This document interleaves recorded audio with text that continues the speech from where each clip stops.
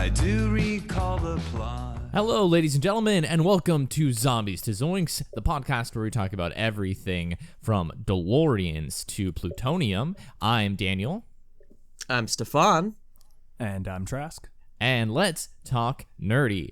All right, so how are we doing, guys? What are we talking about today? Why don't you tell us, Daniel? Well, today we are talking about one of my favorite films of all time, Back to the Future Part 1. Yay. Yeah, I got you.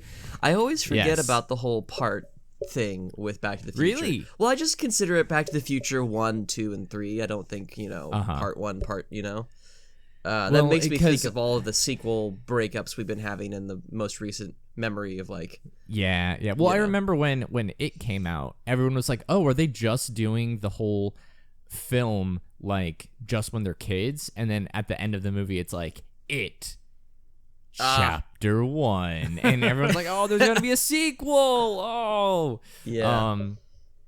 Yeah. So, well, if you don't know the backstory with the whole Back to the Future thing, so Back to the Future, it took a little while to get off the ground, and then once it did, it blew up, and it was such a phenomenally made movie, and it's still regarded as like just for being like a popcorn movie. It's like one of the best movies of all time, in terms of story structure and narrative, because all of the payoffs and the way each beat lands is nearly perfect, and a lot of the things, and when it does break the rules of storytelling and movie making, it does it with such like charm and finesse that it and it serves the narrative so well that it kind of gets a pass. Like one of the biggest things is that Marty McFly is like a near perfect character that has no flaws, like other than just being like a little like jerk.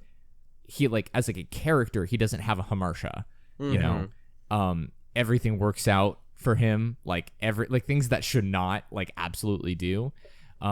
So as soon as it did so well, the studio was like, all right, we got to make more. And this is actually, I think, our first case of where they filmed a number 2 and a number 3 at the same time.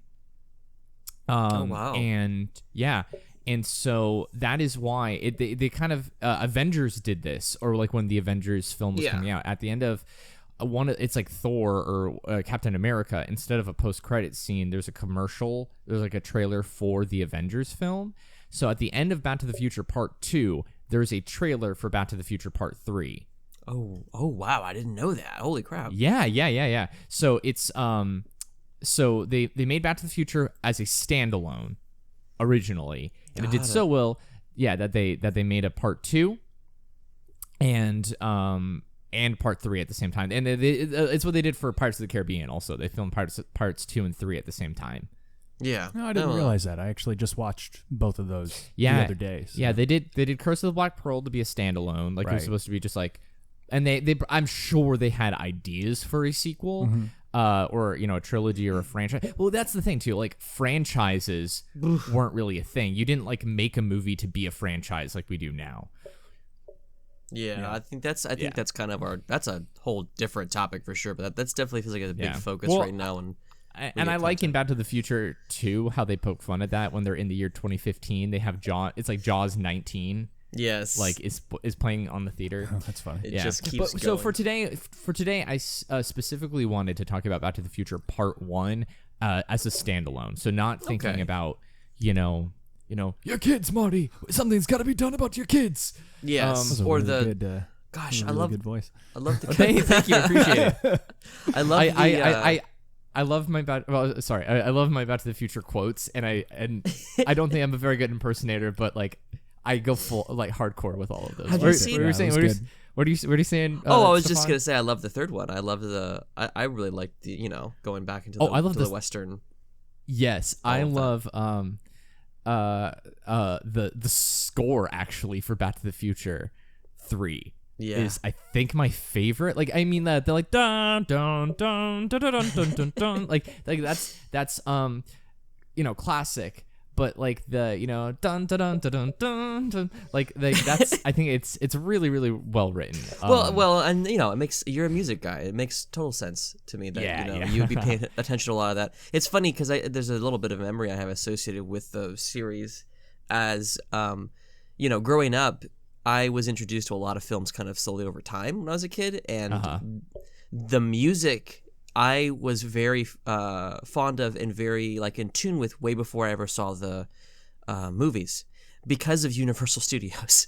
Because I used to go growing up and walking through those gates and they play that song, I would associate that with Universal. And then when the movies actually popped on TV a couple of times when we were flipping around, and then they like stopped on it for a bit. I'm like, what is this?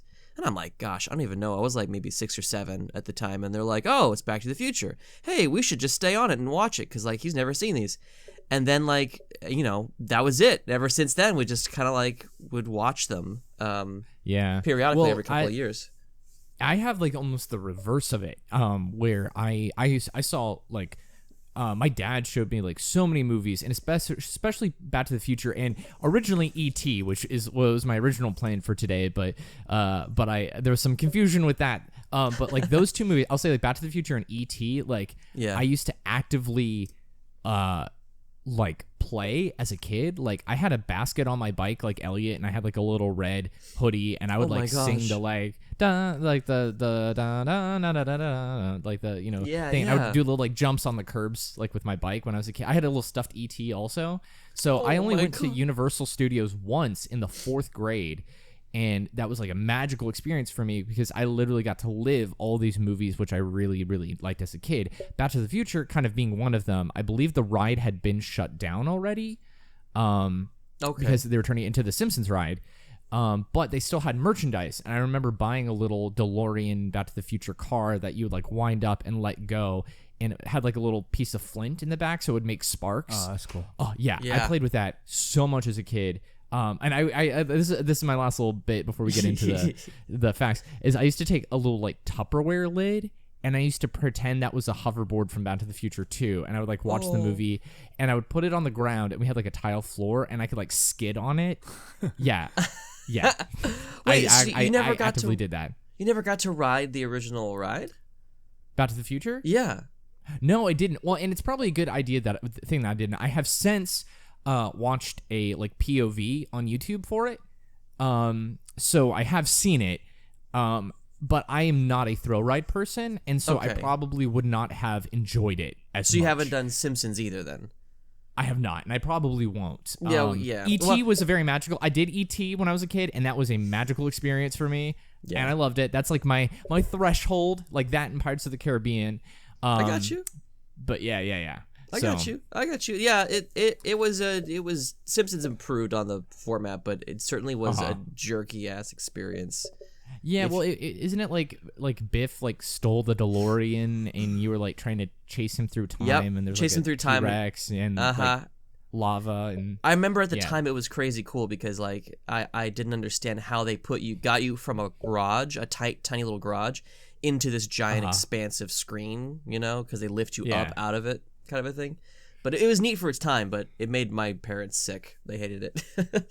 So, actually something that I was going to bring up too, and I don't know if you guys know this, but they actually made a Back to the Future cartoon around the time. No, I didn't know that. Yeah, I know about the games, but it's garbage. It was like in the late 80s, 90s.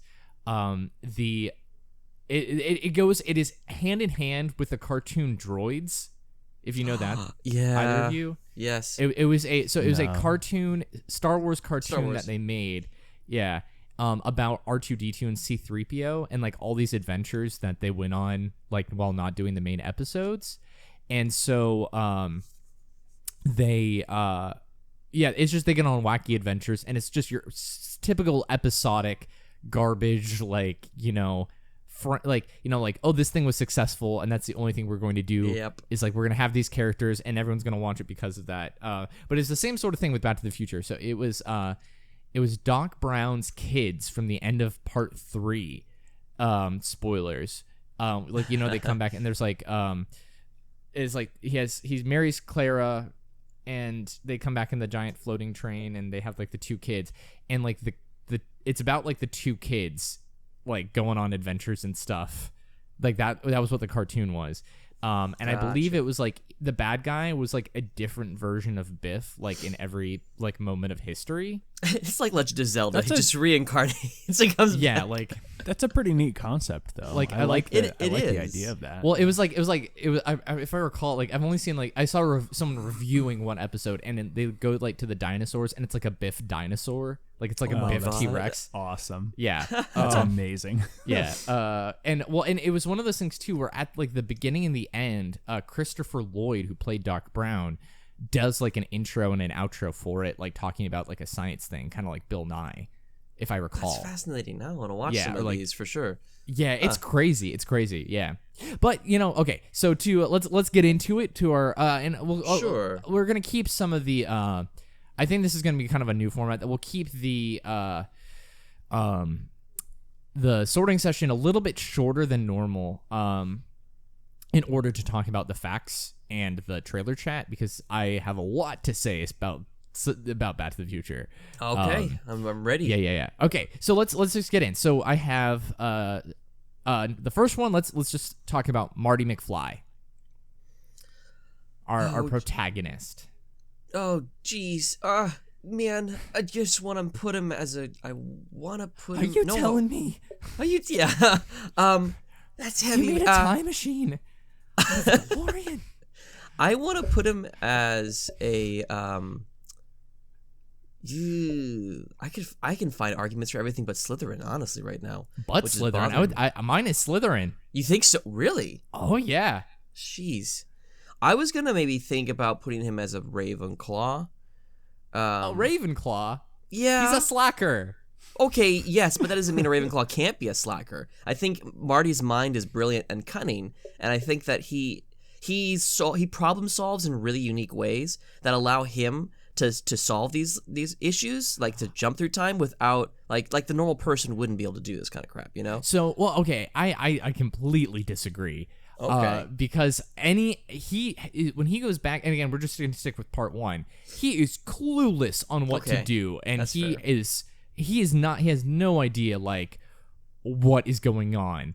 Like when he gets to the 50s, and this is heavy. Like, To be fair, he wasn't given any kind of information going into it. It was get in the car and go. And he's like, well, what do I? Oh, okay. That's true, And then he's yeah. back in the 50s. Like, I feel like if he had been given a little bit more context and information to begin with, he could have gone in better prepared, because by the time he finally got the hang of what he needed to do, he had more of a game plan to go once he kind of figured everything out. Yeah. Also, I want to say real quick, we're using a new mic for Trask today, and I think it sounds fantastic. Yay. It's so sounds gorgeous. fantastic. Well, the mic sounds fantastic. Yes. Yeah. So I would disagree. I say Slytherin just because of his primary goal is to get back to the future, and the way he does everything is all kind of really selfish. Like, and I get, he has to make his parents fall in love because he won't be born and he's gonna vanish and all of that.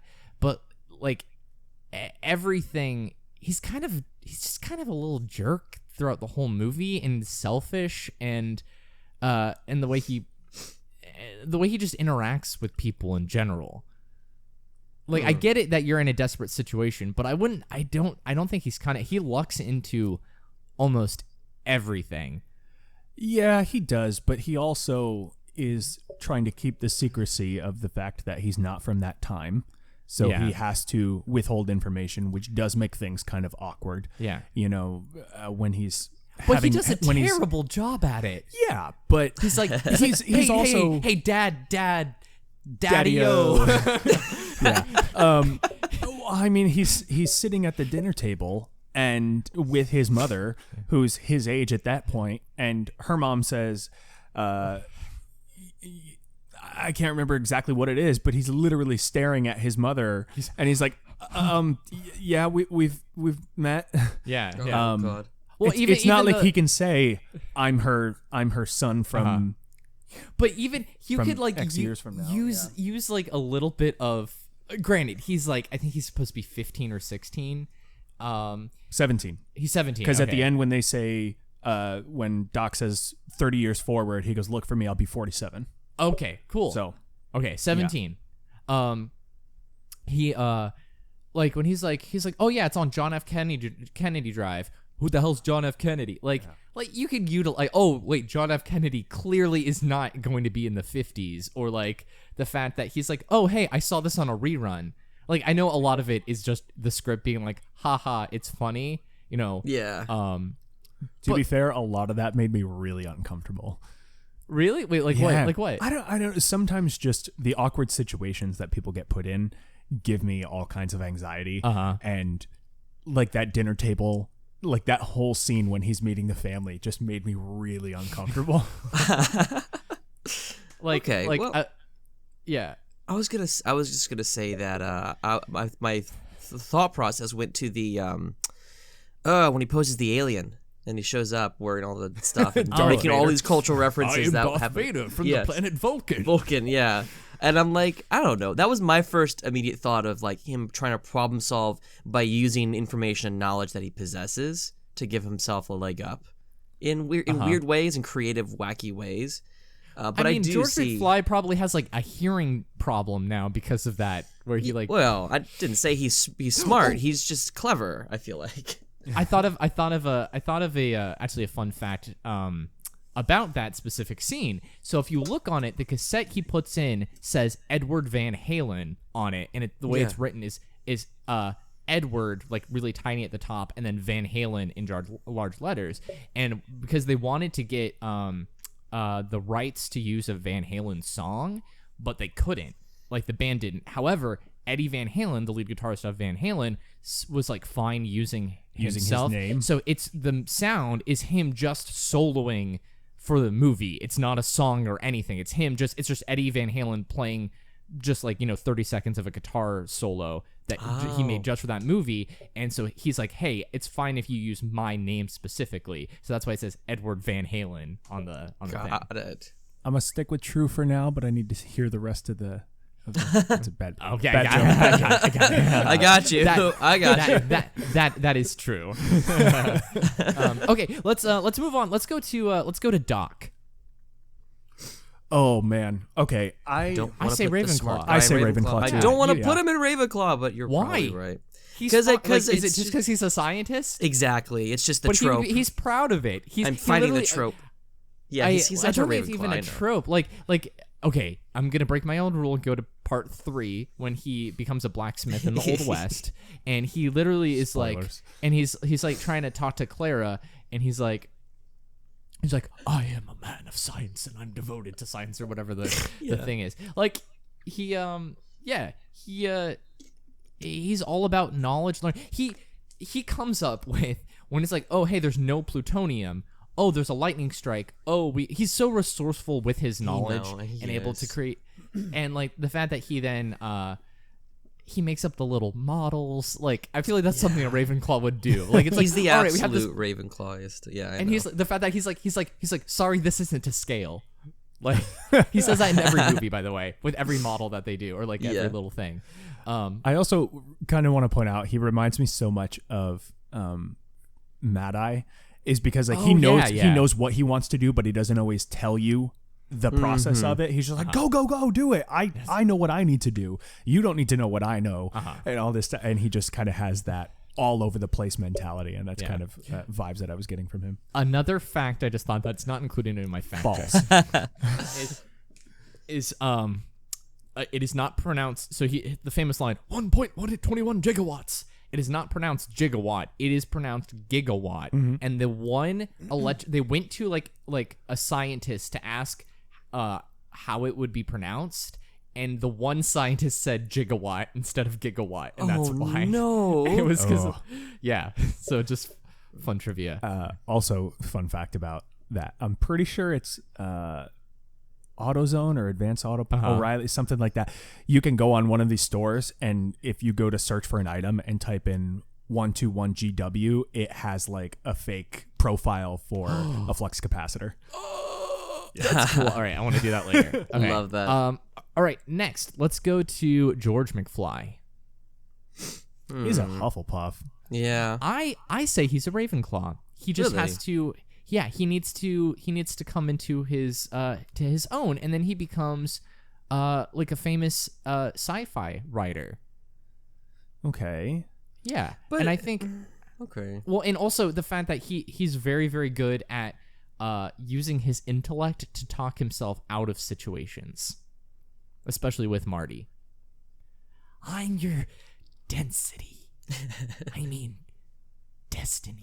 Also, Crispin Glover apparently is like really, really like kind of weird. So I've heard. Yeah. I can see that argument for Ravenclaw.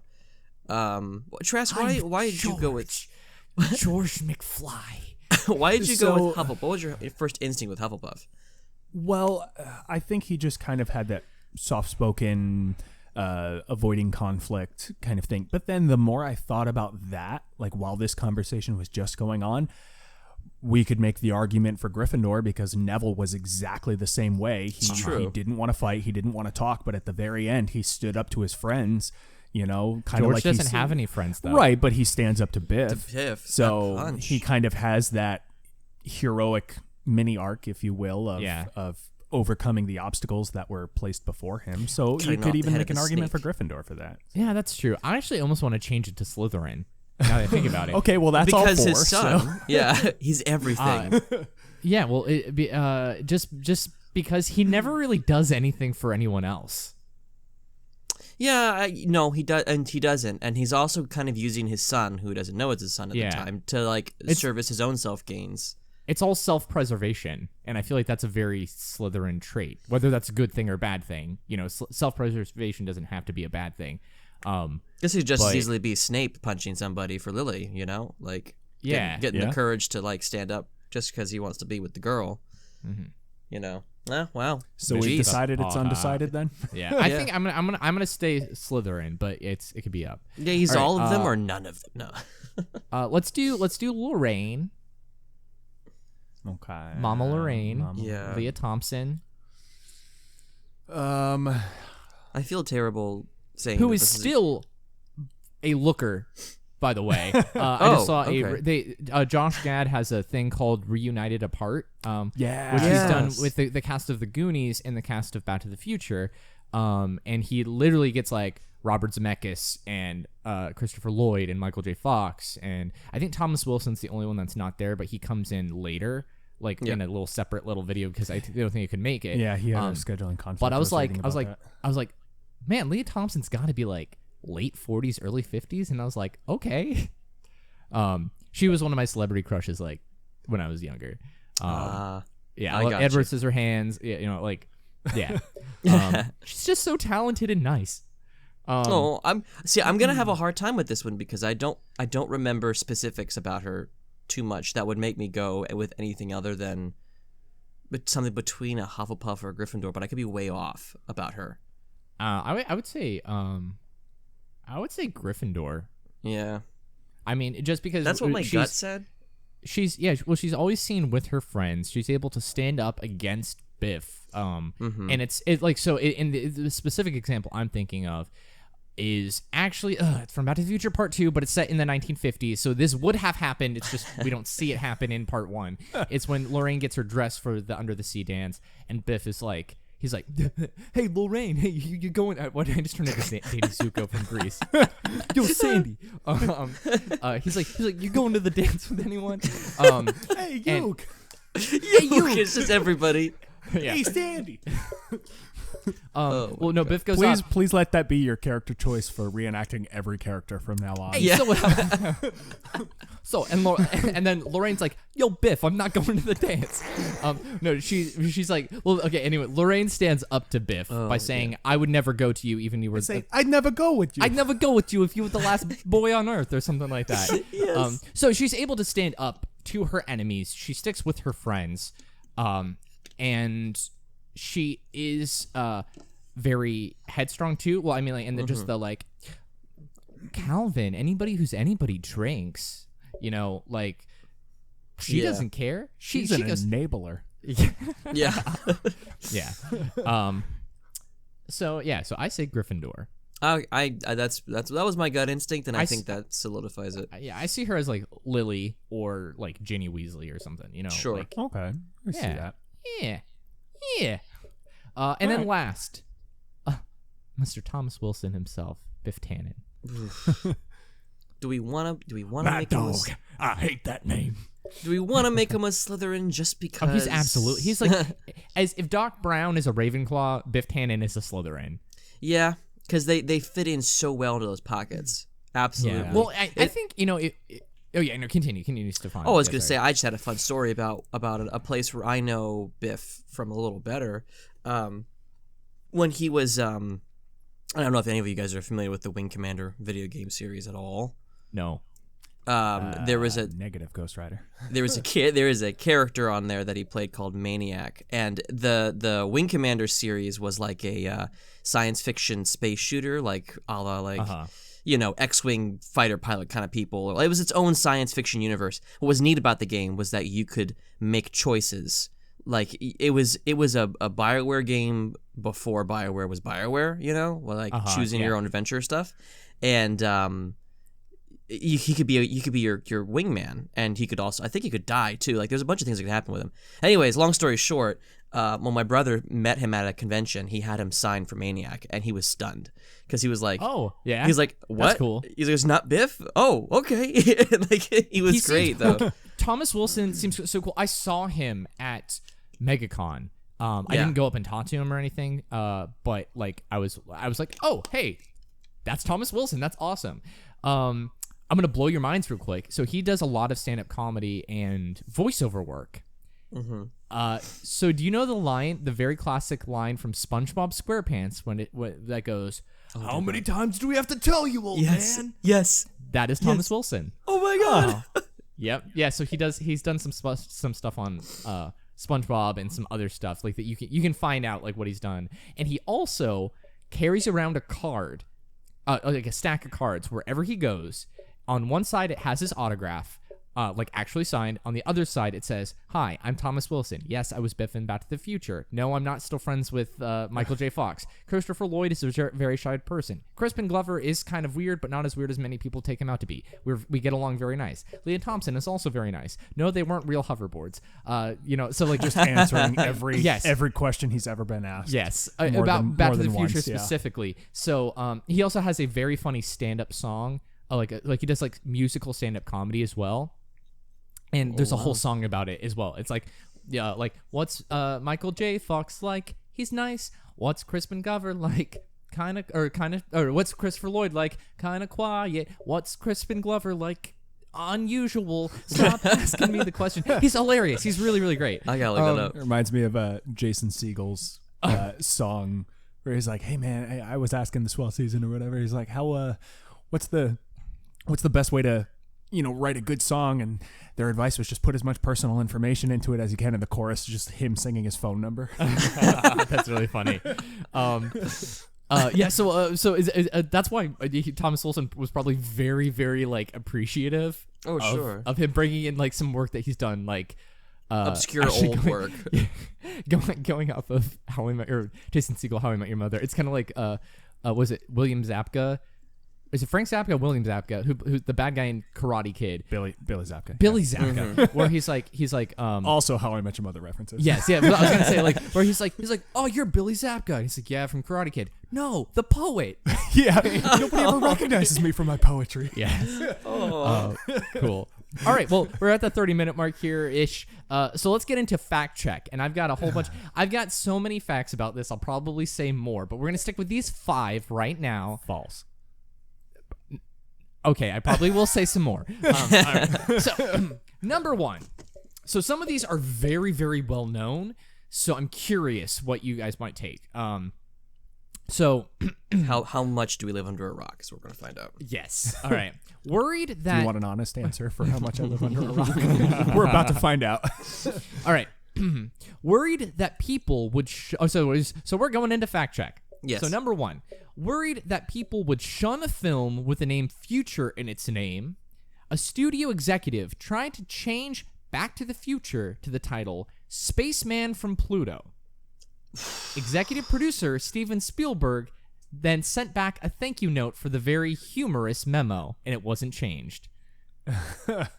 So the implication here being they were quite serious, and he was like, "This is a joke," or he knew it was serious and said, "I'm just gonna pretend it's a joke because that's stupid." Because both. So what happened was they had the title Back to the Future. That was the name. Yeah. The executive, because thought that having the word future in the title of a film was like cliche and dumb, and that people would hate it was like an 80s thing. Like, okay, we're not gonna, like, if you have the name future, it's gonna kill the movie. So he suggested Spaceman from Pluto, and then everybody hated it. So Spielberg, who was a producer on the film, after talking to some people, they sent the guy a memo saying, "Thank you for the humorous memo. It gave us all a big laugh." So they all knew that the other producer was serious, but they sent it back saying like they thought it was a joke. Super soft letdown. Yeah, so it was like because they knew that the guy's ego wouldn't let him say, "Oh no, I meant this to be serious." Well, I'll say I believe this is true to a degree. The only thing I don't know yet, and I'm going to wait for the other questions, the only thing I don't know is if Spaceman from Pluto is the lie. That's where I'm like, because like for this guy to do that, it has, as far as I can tell, even the most vague to no relation to the film itself, that I'm like, where did the name come from? Why would you pull it out of thin air? Because no one's going to... him pretending to be an alien that's to all I scare can think his of. dad. Yeah, and the comic at the end, those are the only references. I mean, there's a little bit of peppered in references to like alien stuff, but it's just nothing I to do. Like, I don't know if it's strong enough to be a huge mislead. Okay, all right. Think about it. We got four more. Okay. There has always been much debate on why Doc and Marty are friends, and this is never discussed in the film. It's just shown that they're friends. However, the official backstory given by Bob Zemeckis is that Marty McFly, when he was 13 or 14 years old, snuck into Doc Brown's laboratory and wound up getting caught. After showing interest in Doc Brown's inventions, Doc Brown offered him a part-time job as his assistant. Yeah, I could totally see that. I think that just sounds right to me. It's curious. It almost sounds like the stuff that they didn't care to put in the movie, because it just was like, it's there, you know? Yeah, I could believe that. Okay, all right. In the early drafts of Back to the Future, the time machine was not made out of a DeLorean, but an old refrigerator that was powered by a nuclear explosion. Doc Brown's pet was also not the lovable dog Einstein, but a pet chimpanzee. Oh, that sounds awesome. I could totally see that being a thing. I feel like that's like the refrigerator idea would have been ruled out as a little too far out there, and then no one wanted to deal with a chimp on set, so they went with a dog. That's probably all true. To be fair, so this is I'll throw in this little thing too, that was then reused for the fourth Indiana Jones movie. That idea. Because he got in the refrigerator when the nuclear explosion went off. Oh yeah. Because he was because it was set in the 50s, so he escaped the nuclear blast. But I remember that. Okay. I remember that movie. So all right, let me go on to the next one. Okay. Michael J. Fox was always the first choice for Marty McFly, but he was unavailable to shoot because he was filming the TV series that he was like, I forget the name of it, he was famous for. I just have for his TV filming schedule. They eventually casted Eric Stoltz.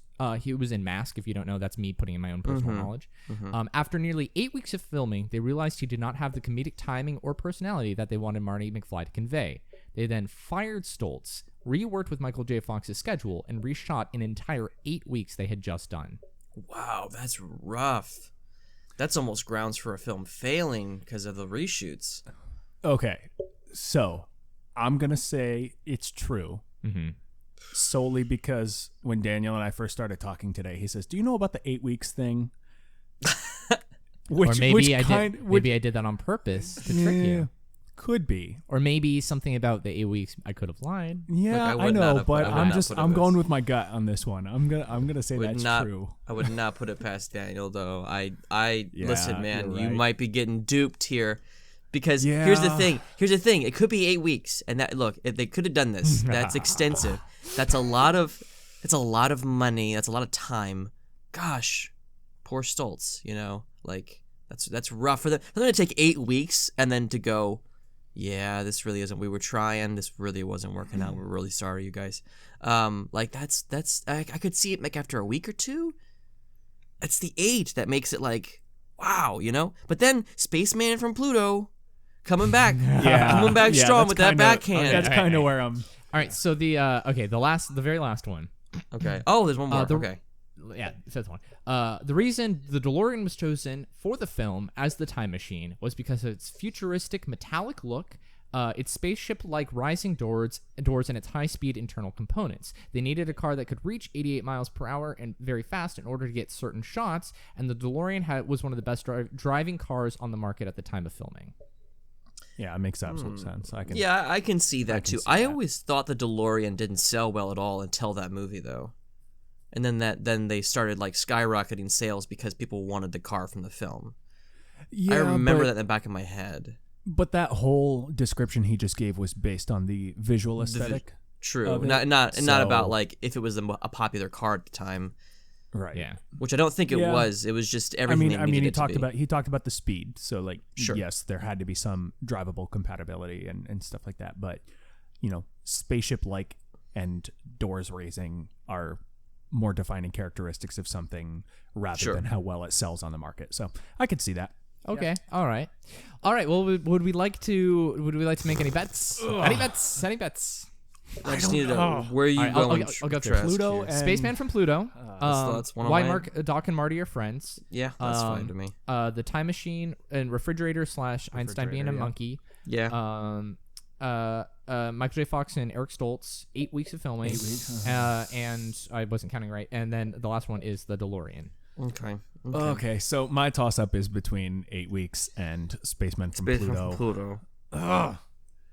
You know what? I'm gonna stick with my guts about Daniel leading me with the 8 weeks thing, which is probably all just a big dupe from him. Like it's a long con. He played a long con.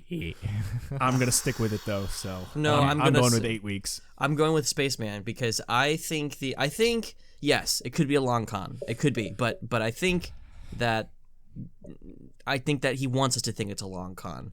And so, and so it's not. Instead, he changed the name because it's not Spaceman from Pluto. It's something else that makes more sense, but still sounds awful. Just don't know what.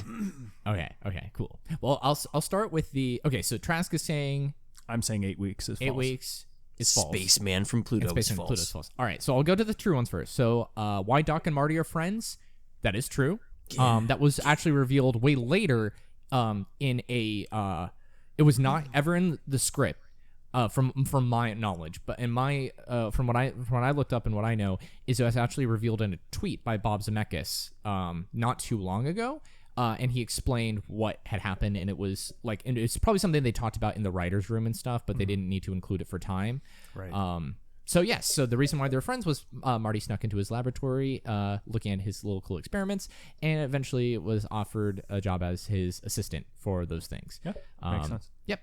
Early drafts of Back to the Future. The time machine was an old refrigerator instead of a DeLorean, and Doc Brown did have a chimpanzee instead of a dog. That's true. Okay, and then we have. All right, I'll say, worried that people would shun the name with future in its name. Spaceman from Pluto was, in fact, the name that was pitched. Everybody hated it, and that is why we have Back to the Future instead. And that's why this Spaceman from Pluto. There was an actual studio. Awful. You want to talk about studio dipping into stuff? He said, "Hey guys, a really great name for it would be Spaceman from Pluto," and everyone said, "There's no Pluto. This doesn't make any sense." It doesn't. Thanks for the good laugh. So I'm sorry, Stephan. It's okay. I thought it was too out there, but there was really a guy out there who, look, man, you shot your shot, but why? Okay. All right. And then Michael J. Fox, always being the first choice from Marty McFly, 8 weeks and all of that is true. You can find footage of it. It was about 8 weeks of filming. Eric Stoltz shot the entire first bit of the movie. Oh no, sorry. I just realized, like, me saying that was I presented myself wrong saying like, oh, that's the false one because it was the 8. Like, I wanted to believe it. Okay. So I would have said the Pluto one. So I would have been wrong with that. Okay. What I was trying to I misconveyed was when you brought up the 8 weeks thing to begin with, and then mentioned that, I was like, oh, that's got to be true because he asked me about it. But I definitely misspoke about it. So I would have guessed the Pluto thing. I did believe that this one was true. So that means that Stephan and I would have both lost. Is essentially what I'm going for. But it's fine. So I want to talk a little bit. This is my favorite Back to the Future trivia topic, and it's very well known, which is why I was curious. So yeah, Eric Stoltz, who's in Mask with Cher. I don't remember if it was before or after it. He was cast as Marty McFly because Michael J. Fox was filming pretty much every single day. So they shot the entire Back to the Future either on weekends or at night when he wasn't filming the TV show. And he was completely like burnt out from it. Also, so you can go on YouTube and you can find certain little clips that they have released of the same shots, like side by side, and it's Eric Stoltz doing. It's pretty much up until the skateboard chase. Is like everything that they did. Wow. So Eric Stoltz like holding the video camera when they do the first Back to the Future, the experiment when we first see the DeLorean. They have that. They have him meeting George McFly. They have him walking through the school. And he just played it too much of like a rebel cool guy, and he didn't have the type of like comedic timing. Mm-hmm. But it's really cool to see. And Thomas Wilson said that there is actually one shot that is still Eric Stoltz, and it's when Marty gets punched by Biff. He said that he never filmed that punch with Michael J. Fox. Oh wow. And he's like, I always wondered that, and nothing's ever been confirmed. But he's like, I never filmed that punch with anyone other than Eric Stoltz. And so people have done it, and they've actually like paused it during that punch because it's like half a second. It's like just him punching him, and you just see a black blur kind of fall to the side, so you can't really tell who's getting punched. But in that shot, Thomas Wilson, that was some of the first stuff they shot, like that diner with George McFly. It was like the first scene they did. Thomas Wilson looks way more like fresher and like less tired in that shot than he does comparatively to any of the other shots in the same scene. So he does like in all the other shots, he's got a little more like dark circles under his eyes because of all the filming and everything. But yeah, I just thought that was kind of cool. And so my ending false one is the DeLorean. It was chosen because it looked futuristic. However, it did not sell very well because it was a piece of crap car. I said the main thing. I was almost there. You were almost there. I said the main key was it had terrible internal components. I'm completely made up that they needed to go 88 miles an hour. I was thinking you'd never even drive that fast when you're filming cars going fast. Like yeah, and I said one of the best driving cars on the market at the time of filming. I believe it came out before filming, and it was like a piece of garbage car, and that's part of the joke of it is when why he says like you made a time machine out of a DeLorean? Like, it's kind of like... Hey, you made a time machine out of a DeLorean. Yeah. Well, the fact that it's like such a bad car, why would you make a time machine out of this? And that's why Doc says, oh, it's because of its metallic frame and stuff. So that was the... Yeah, okay. it's a dated joke because you got to know what the car's performance was in order to understand that it's crappy. Yeah. And I knew that it didn't sell. I knew people hated the DeLorean, but then loved it because of the movie. Yes, I just didn't put two and two together that it was because the car just sucked. Yes. Okay. Yeah, right. Yeah. And I want to say that Thomas Wilson, I couldn't be making this up. This is me. I want to say I heard him say that it like broke down a whole bunch on set. Oh, I'm sure. Yeah. Anytime you have a car on set, it's going to break down. I was thinking that they should do, I would love, this could be absolutely awful if they did a fourth movie that was as bad as the fourth Indiana. I was not a fan of the fourth Indiana Jones. Absolutely not. Crystal Skull is not good. And I wouldn't want that to happen if they decided to do a fourth Back to the Future, like a jump in the head kind of thing. But it would just be hilarious to me if they used that footage that never got used in that 8 weeks and had a storyline that explained if Marty McFly was erased from time briefly and that's who was born instead, and like we get this like we got to get Marty back, but only Doc remembered. I don't know, or like his kids or something like that. That would be interesting to me if they found a way to use that footage. That's pretty cool. That is cool. So there's actually something that brings up a point we can get into trailer chat. There's actually a Back to the Future paradox that's created in the first film specifically, which I thought was neat, and I was trying to wrap my head around it when I first heard it. So there is a continuous loop, if you think about it, excluding all of the other stuff. There's a continuous loop going on forever now of Marty McFly's going back in time while a Marty McFly is coming from back in time to the future. And each Marty McFly is completely different and has come from a completely different reality. So the Marty McFly that's going, and when it kind of doesn't make sense too, is, so at the end of the film, the big payoff, he comes back, everything's back to normal. The Twin Pines Mall has been turned into the one. Do you guys know about that fact also? It's like a little Easter egg sort of thing. No. Okay, at the beginning of the film, they do it in the parking. They do the experiment at the beginning in the Twin Pines Mall, like in the parking lot there. And when Marty goes back in time for the first time, he is going really fast and he hits a tree, which is two pine trees standing next to each other. And so he hits a tree and knocks it over. And when he comes back from the past, it instead of the Twin Pines Mall, it says the Lone Pine Mall. I didn't know that. Yeah, so it's like a small little thing. That's hilarious. Yeah. The thing is, the Marty McFly at the end of the film, who's going back in time, is coming from a reality where all of his family is like wealthy. His dad is stood up to Biff, his mom, and everything. So it almost makes you think like yes, the Marty McFly is going back in time, but it's a completely different Marty McFly because he never had, like, his mom wasn't an alcoholic. His siblings were successful. He had the giant rich, truck that he gets at the end. So you kind of have this Marty McFly that's very privileged going back in time, while the Marty McFly that's coming from the past, because he doesn't do an exact 1-for-1 ratio of like fixing things. He changes a lot. Alters a ton. Yeah. So he's coming back to, he doesn't know his parents. He for all we know, he is dating Jennifer.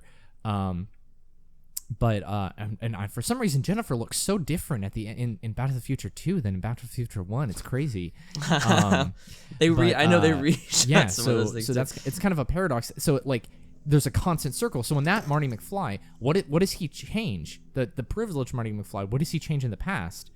Does he have any incentive to kind of like change who his parents are? Does he change it for the worse? Is it like a back and forth? Is he the reason? Is the privileged Marty McFly, does he not do anything back in time, so his parents then become alcohol, like his mom becomes an alcoholic, his dad becomes a loser, and Biff is and stuff. So does the privileged Marty McFly not doing anything result in the Marty McFly that needs to go back and fix everything? So it's this constant loop of Marty McFly's changing things. It's kind of crazy to think about. That's pretty cool. Yeah. That is interesting, though. I can see how that. Yeah, that's fascinating. This is what keeps me up at night.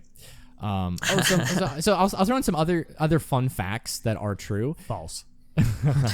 So there was actually, you might know about this, there was actually a big legal dispute with Crispin Glover over the first film, and it's why he does not appear in the second film. So he actually sued, I think, Fox, like the company. So what happened was he was filming the movie, right? He was he's always kind of a weird guy, but not as, like Thomas Wilson said, not as weird as he presents himself sometimes. He was filming the movie, and he talked to the writer and the director, Zemeckis and whoever wrote it, I forget. And he said, "Hey, he's like, I don't like what it is saying." He said at the end of the film, the fact that the family gets all the money and all this stuff, because it's kind of saying that the money is the reason why they're happy. Why can't they still be lower, lower middle class and just be better people? And they're like, well, it's not as gratifying. And he didn't kind of like what it was saying about like capitalism, and he fought really, really hard against it. Yeah, that it pissed off the studio, and they decided not to bring him back for the next film. However, the studio, he says the studio lied and said the reason that he was not brought back for the next film was because he wanted as much money as Michael J. Fox was making, which he said was never the case. He said, I was actively going against that sort of mindset. So instead, they used the prosthetics, his prosthetic mold that they used for the old makeup to make him look like the dad at the beginning and the end of the first one, and they put it on a different actor in Back to the Future Part 2 when they go to 2015, and we see like Lorraine and George when they're all like grandparents, like they're all old. So that's a different actor, and they also used footage from the first movie to replicate, because they go, he goes back to 1950, and it's like Marty McFly like hiding from the other Marty McFly. So and then they also used a body double for Crispin Glover from like the back for certain shots, but they never asked for his likeness permission. That was going to be my thing, is using the likeness. So he then sued them, and I think they had like an out-of-court settlement. I don't recall what the outcome was, but I just know that Crispin Glover was not happy because they used footage of him in the sequel, which he was not paid for, and they also used his likeness and voice, which he did not agree upon for the second one, which is why they excluded him altogether for the third one. It's why, like, what, we're just gonna go somewhere else. Yeah, well, it's kind of why, and I've always thought of this because the McFly ancestors was Leah Thompson and Michael J. Fox, not Crispin Glover and Leah Thompson, which would have made more sense, right? Because like the whole joke is like it's the parents and stuff. So just a fun little thing, and nothing wrong to Crispin Glover. Like, I'm sure he's a nice dude, and he's done actually, he's done some really good work like as well. And I love him in Back to the Future. I think he's fantastic. He's like the perfect George McFly. Also, you might not know this. You know like Scary Movie, that franchise. Mm-hmm. I know the franchise. I haven't seen any of them, but so in Epic Movie, Crispin Glover plays. I feel like I did see that one. Okay, though, so. he plays Willy Wonka, like the Johnny Depp Willy Wonka. I remember when that movie came out, people talked about that, and I didn't understand it at the time. But yes, yeah, gosh, okay, that's good. I didn't stuff. make that connection until way down the road. My first foray into understanding like, oh, Crispin Glover is a person was actually the movie 9. Okay, yeah. If you remember that animated film. Love that movie. Right. Wait, the musical or the one about the little the animated dolls. The little Okay, animated. gotcha. Yeah, I was the post-apocalyptic. I was like, what? I just watched that a couple months ago. I'm pretty sure it's on Netflix. Wait, is he in that? I didn't know he was in that. He's. I forgot which one he played. What number he played. He was one of the. He was the crazy one. It was like 2. No, it was like 4 or something like that. I don't know. And Elijah Wood played 9, I believe. And yeah. And it was like, I remember loving that movie too, and it was just such a weird concept. The trailer. Yeah, Elijah Wood was 9.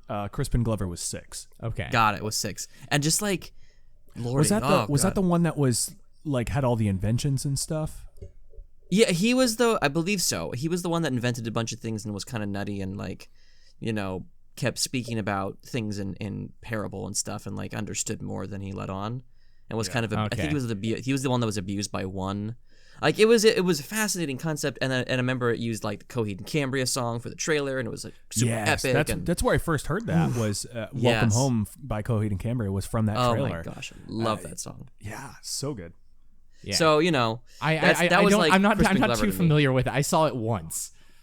Oh, you're good. You're good. That was Crispin Glover to me, and then I made a connection. I'm like, oh. He was the one that was drawing the pictures the whole time. He was the black and white stripes, and he had like the strings of rope coming out of the top of his head for hair, and he had like the ink, like a pen for fingertips. Is one of the pictures that I pulled out. Yeah, he was so good.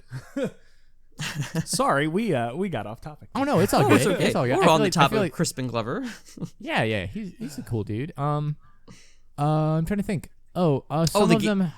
Oh yeah. The games. The games. Oh yeah, that's a great one. I Did you ever know get the chance to play the games? I know they exist. And I know they're very good. They were like they were supposedly very good. People did really enjoy them, and here's the thing: they were my first foray into Telltale. Okay, that's where you like. It's like a choose your own adventure sort of thing, right? That's what it is. Or is that the game? No, company. That's yes. Telltale Games, the company creates those kind. Yeah, that's the name of the company, but they create I know that they have style the of Batman gameplay. one. Oh my gosh, the Batman ones, Batman and the Walking Dead one. Those are both insane. I have played I played a Walking Dead one on my phone once. Like I got a free demo for it. They changed the way that those kinds of games like play. Like they changed the face of that industry, but it's so sad. Like they ended up folding as a company. Oh, really?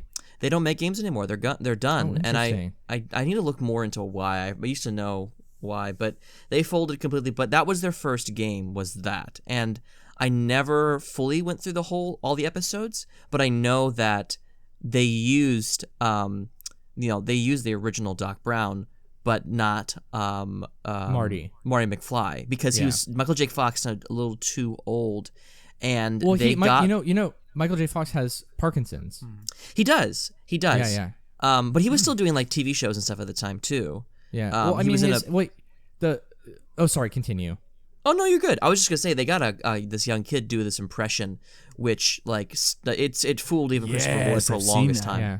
It fooled him, and he's like, he's good. I was going to say, actually, it's a great thing. Michael J. Fox set up, so he kind of stopped acting for a little while because of his Parkinson's disease, and he set up a foundation for it, which does a lot of really, really, really, really great work. And I know he then developed a TV series because he really wanted to act again, and it was just very, very difficult for him, from my understanding. But he then played a character that had Parkinson's, like his character in this TV show. I watched it for a while. Yeah. Really? Okay. Yeah. I haven't seen it. I just know it existed. Was it good? It was. Weirdly enough, I would say it was ahead of its time, and because of that, wasn't hitting the marks that it needed for true success. Well, it was like 2012, right? Something like that. Yeah, and it was before the era of like getting things like New Girl and Brooklyn Nine-Nine and like shows that follow that format. But it felt like that before like The Office was like. I think The Office was a big thing at that time. But it wasn't hitting all the marks for me at least. Okay, well, really quick, actually, speaking of that, I wanted to talk to you guys, and I'll talk to it on the air, because we have a few minutes here. Sure. So the last thing I was going to say, if you have not checked it out, check out Josh Gad's Separated Apart, where they talk about he brings back the cast of The Goonies, and he brings back the cast of Back to the Future. Phenomenal. They all look like they're doing really great. It's great, check it out. And there's a lot of, you can go donate to some charities that they have set up from that for COVID relief. Cool. So definitely go check that out. The other one is there's a Jimmy Kimmel episode where on October 21st, 2015, they have Christopher Lloyd and Michael J. Fox come out on stage in their costumes in a DeLorean, and they talk about jokes. It's great. If you haven't seen it, please, it's on YouTube. I feel like I've seen that intro before, but I didn't see the entire The whole thing's about 10-15 minutes. It's really, really, really great. I love both of those actors so much for many different reasons. Back to the Future, Teen Wolf, Atlantis. Oh yeah. And then Christopher Lloyd, one of my favorite movies of all time, which I ran about in Behind the Zoinks one day. The Page Master. Oh my gosh, yes, the Page Master. I remember that. One of my favorite. Yeah. I was gonna say I knew him from My Favorite Martian. I don't know if you've ever seen that. Oh, yeah, yes. Of course. Yes. I honestly want to say that was probably my first introduction to him. Yeah, that was mine too. treasure of an actor. But Addams Family as Fester. Oh God. Oh yeah, totally. I forgot that. Well, I love too his performance of Fester is so different from any other one, but it's so iconic. Like that is the one that I think of now. Yeah. So everyone involved, like I'm just like my heart's like getting all fuzzy right now. They just do such great work, and they seem like such great people. So now the last thing I wanted to mention with you guys, going off of The Office, and I'm curious if anyone else would be interested, because we had talked at some point about doing like movie things where we all like watch a movie and we do commentary on it. There's one kind of phase of movies that I'm curious if either of you have seen, and I would love to watch them with you. Do you know about like This Is Spinal Tap or Waiting for Guffman? Ooh, no. I think I've heard those. Okay. Heard those names because I think only you've mentioned them to me. Okay, I've never seen This Is Spinal Tap. I've seen clips from it, and I own Waiting for Guffman because it's one of my favorite like kind of low budget niche films. So they're basically mockumentaries. And I when I was watching Waiting for Guffman the other day, just Lexi was at work, and I was like, I got this at a thrift store, and I haven't seen it. I haven't watched this DVD of it. I was like, I'll throw it on. It's like an hour and 15 minutes. It's basically the setup for The Office, except this was done in like 1994, and Spinal Tap was done in like 1992. It's the same thing. It's like a mockumentary setup. This is Spinal Tap is talking about a rock band from the 80s making a comeback.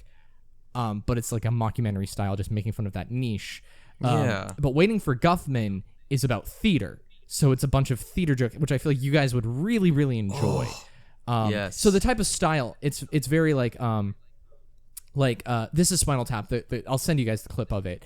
Is like it's very like, oh yeah, so we got amplifiers here, and we got this one specially molded out to go up to 11. And the guy's like, well, why do you have to go up to 11? Like, well, you see, most of them, you want to get really, really loud, right? So you go up to 10. And they're like, yeah, ours goes up to 11. And it's like, well, why don't you? Is that the loudest? Like, why don't you just make the loudest be 10? And he's like, this one goes up to 11. So it's like that type of humor. But the one for Waiting for Guffman, the theater one, just because we're all theater boys, I feel like you guys would enjoy. It's got Catherine O'Hara. It's got a bunch of people, but it's basically the setup is that it's this old town. I forgot this existed. My mom showed me, and I feel like it does not have as enough appreciation as it deserves in terms of film and comedy. It's this little town like in BF nowhere, and they're doing like this history festival for their town. But it's like a town that has like no history. Like there's nothing important has happened there. And they decide, to put on a musical play about the history of their town. And they bring in this one guy who, or he like lives there, but he was an actor, director, choreographer in New York. But it's like very obviously like he did not do anything there. It's like it's like your person who like did community theater who like comes in and it's like, oh well, I did all this shows and stuff and blah blah blah, and he comes in and he puts it together and they treat it like really, really serious, but it's like terrible. And then he says that he's gotten this Broadway producer to come and watch it, and he gets them all hyped up thinking that they're going to be on Broadway, like while doing this. This sounds familiar. It is. I'll show you the thing. It is fantastic. The joke, like, if you're a musical theater or theater, just appreciation, like, it's great. So I'd love to check it out with you guys at some point. I would love that as well. That sounds like a great concept. I almost wonder if it's inspired, like if Ricky Gervais maybe watched it and the original UK version of The Office was inspired. by that. I wouldn't be surprised. It is very similar. Like, very dry humor. You're very like serious humor where you play off like they're we only have a minute here left, but like the opening for it, they're talking about like planning out the town, like, oh, we'll have like the popcorn cart over here and we'll have like the other cart over here, and they're like and then we'll probably, what about security? It's like, oh yeah, well, we can play some snipers up here. Like, it's like that sort of thing where it's great. But beautiful. All right, that's Back to the Future. This is Zombies to Zoinks. Catch us on all of our social medias, YouTube. We had a problem with our last week's Avatar episode. It's going to be up today. It'll be up today. So I'm Daniel. I'm Stephan. I forgot that's the there we go. And I said I'm Trask, but I'll say it again. I missed it. We gotta know who you are. All right. Anyway, let's go back to the future. Let's go back to the future. And wait, I got a perfect sign off. Go subscribe to us on YouTube, follow us on Twitter, Instagram, all that good stuff. And roads, where we're going, we don't need roads. And I'm the Chris I do in the job. It makes me feel like I'm ruined.